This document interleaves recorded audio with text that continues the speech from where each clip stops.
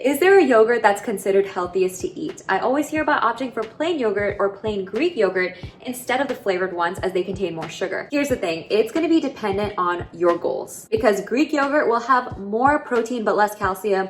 A non-Greek yogurt tends to have more calcium and less protein.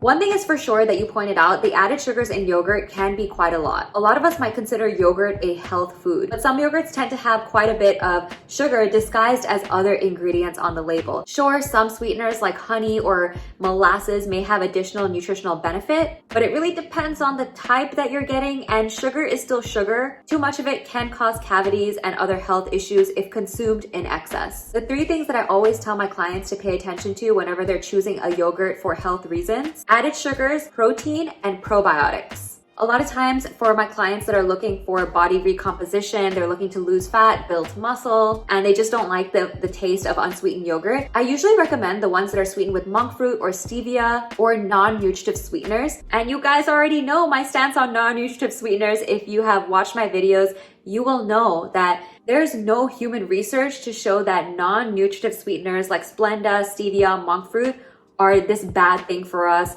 They're not going to cause weight gain. They're not going to spike your insulin as long as you're not consuming so much of it, which obviously most of our diet should be whole fruits and vegetables and whole grains, but there is room to consume these non-nutritive sweeteners if that's what you enjoy. Check out this whole playlist on the research behind stevia and Splenda and aspartame. I made a couple separate videos. You might also enjoy this video that I have going over the different types of sugary sweeteners like honey, molasses, cane sugar. But I think those non-nutritive sweeteners are a good option for people who are trying to get healthier, but they don't want the extra calories and the sugar from like honey, agave, coconut nectar, things like that.